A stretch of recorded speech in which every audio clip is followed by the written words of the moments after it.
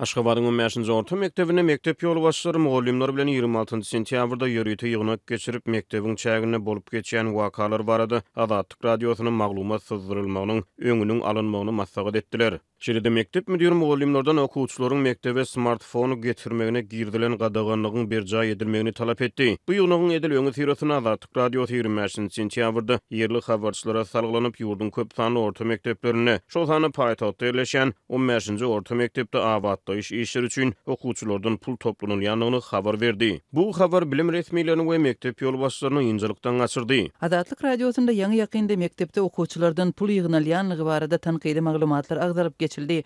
Ýygnakda bu maglumatlaryň kim tarapyndan paş edilýänligi ara alynıp maslahatlaşyldy. Diýip mektep müdiriniň geçiren ýygnagyndan habarly bir çeşme aýdýar. Mektep ýol başçylary maglumatlaryň syzyp çykmagy bilen baglykda okuwçylaryň hem de olaryň ene atalarynyň arasyna Azatlyk radiosynyň habarçylary bilen hyzmatdaşlyk edýän adamlaryň bolmak ähtimallygyny belirlerler. Mektep müdiri we onuň terbiýeçilik işleri boýunça orunbasary maglumatlaryň syzyp çykmagy boýunça öňüne alyş çärelerini geçirmegiň zerurlygyny ynykdylar. Diýip ýygnakdan habarly çeşmemiz aýdýar. Bu mektebiň ýol başçylary geçen hepde 1-4-nji klas aralygyna okuwçylaryň ene atalarynyň mektebiň çägine başlangyç klas okuwçylary niýetinen hajathanalaryň awatlanmagy üçin adam başyna 50 manatdan pul topladylar. 50 manat tapşyrmadyk okuwçylaryň mektep hajathanasyndan peýdalanmagyna ruhsat berilmejekdigi aýdyldy. Dilden görkezmeler esasyna okuwçylardan topladylýan pullar barada habarlaryň jemgyýetçiligi äşkar bolmagy bilen mektep resmiýetleri mektebiň çägine maglumata gödäwçiligi güýçlendirýärler. Ýygnagyň dowamynda mektep müdiri mugallimlerden okuwçylaryň öz aralaryna haýsy temalar barada gurrun edýänliklerini öwrenmegi, döwlet tarapyndan oňlanylmaýan haýsy kitaplary we teleradio gepleşikleri ýyzylýanlyklaryny anyklamagy hem-de haýsy habar çeşmelerinden täzelikleri ýyzylýanlyklaryny seljermegi talap edipdir. Türkmenistanyň hökümeti raýatlaryň esasy azatlyklaryny, şol sany söz azatlygyny we erkin maglumat almak azatlygyny, media azatlygyny berk çäklendirmekde ýyllar boýy insan hukuklaryny goraýjy gurumlar tarapyndan tanqid edilýär. Şeýle mektep müdiri mugallimler bilen geçiren ýörüýte duşugyny okuwçylaryň mektebe smartfon getirmeklerini aradan aýyrmagyň zerurlygyny belläpdir. Mektep ýol başçylary akylly telefonlary bilen ele düşen okuwçylar barada polisiýanyň ýetkinjekler bölümine öz wagtyna habar berilmegini gödäwçilik etmegi, şeýlelikde olaryň ene atalaryna häkimetler tarapyndan temmi berilmegini gazanmagy gödeňine tutýarlar. Mugallimlerden suratkeşligi we şekillendiriş sunuwatyna ýakyn edýän okuwçylaryň eserlerini ýakynan synamaklyk hem de olaryň kimleriň täsirini galýanyny anyklamaklyk talap edilýär. Şeýle-de dini mazmunly eserleri okuyan okuwçylar barada degişli gurumlary habarly etmeklik talap edilýär. Azatlyk radiosy hajathanalaryň awatlaýyş işleri üçin kiçik klas okuwçylardan pul serişleriniň toplanylmagy barada hem de bu habarlaryň ýygyny mektep müdiriniň mugallimler bilen geçiren duşugy barada Aşgabatyň 15-nji orta mektebinden resmi kommentariýa alyp bilmedi. Türkmenistanyň häkimetleri okuwçylar bilen wagtyl duşuklary geçirip tertip düzüniň berjaý edilmegi barada söhbetdeşlikleri gurnaýarlar. Şeýle-de okuwçylaryň mekteplere smartfon götürmegi häkimetler tarapyndan, bilim işgärleri tarapyndan berk gödäwçilikde saklanylýar. Türkmenistanyň döwlet ýetkiligine matbuat serişdeleri we elektron neşirleri raýatlaryň gündelik durmuşy barada, şeýle-de häkimetleriň eden etdirikleri barada asla habar vermeýär. Ýurtda garaşsyz media gurumlarynyň päsgelçiliksiz işlemegine